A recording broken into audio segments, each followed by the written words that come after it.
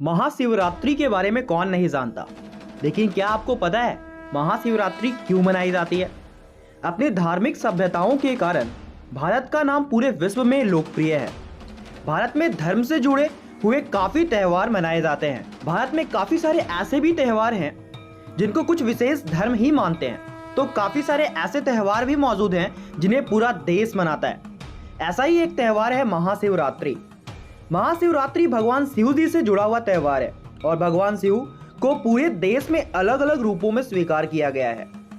पूरे देश में महाशिवरात्रि का त्यौहार बड़ी धूमधाम से मनाया जाता है। लेकिन क्या आप जानते हैं महाशिवरात्रि क्यों मनाई जाती है? अगर नहीं तो यह वीडियो आपके लिए बहुत ही ज़्यादा उपयोगी होने वाला है। महाशिवरात्रि एक हिंदू त्यौहार है जो कि महादेव शिव से जुड़ा हुआ है। शिवरात्रि का मतलब भी शिव की रात्रि ही होती है। शिवरात्रि को लेकर पूरे देश भर में अलग अलग मान्यताएं प्रचलित है। इस दिन भगवान शिव की आराधना की जाती है और देश भर में अनेक जागरण होते हैं। भगवान शिव के मंदिरों में महाशिवरात्रि के दिन काफी सारे भक्त आते हैं और कुछ मंदिरों में इस दिन भक्तों की संख्या हजारों लाखों में हो जाती है। अलग अलग ग्रंथों में महाशिवरात्रि की अलग अलग मान्यताएं मानी गई है। कहा जाता है शुरुआत में भगवान शिव का केवल निराकार रूप था। भारतीय ग्रंथों के अनुसार फागुन माह के कृष्ण पक्ष की चतुर्दशी पर आधी रात को भगवान शिव निराकार से साकार रूप में आए थे। इस मान्यता के अनुसार भगवान शिव इस दिन अपने विशालकाय स्वरूप अग्निलिंग में प्रकट हुए थे। कुछ हिंदू मान्यताओं के अनुसार इसी दिन से ही सृष्टि का निर्माण हुआ था। ऐसी मान्यता है कि इसी दिन भगवान शिव करोड़ों सूर्यों के समान तेजस्व वाले रिंग रूप में प्रकट हुए थे। भारतीय मान्यता के अनुसार फागुन माह के कृष्ण पक्ष की चतुर्दशी को सूर्य और चंद्र अधिक नजदीक रहता है।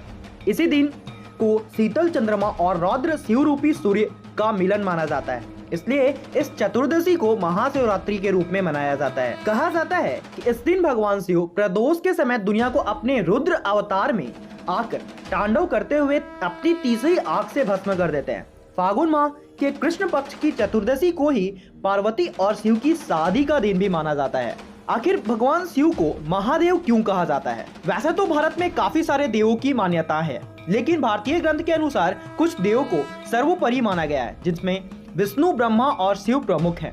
इन तीनों देवताओं को त्रिदेव भी कहा जाता है, लेकिन इन सभी देवताओं में ही भगवान शिव का स्थान पूरी तरह से अलग है। खास इसीलिए ही उन्हें देव नहीं महादेव कहा जाता है।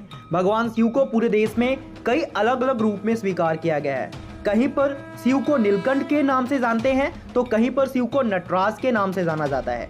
भारत के कई प्रसिद्ध मंदिर और तीर्थ जैसे अमरनाथ और कैलाशनाथ भगवान शिव पर ही आधारित है, जहां पर हर साल हजारों लाखों लोग दर्शन के लिए आते हैं। भगवान शिव की भारतीय सभ्यता में काफी मान्यता है और उन्हीं से जुड़ा त्यौहार है महाशिवरात्रि। महाशिवरात्रि को भगवान शिव का सबसे बड़े त्यौहार के रूप में माना जाता है।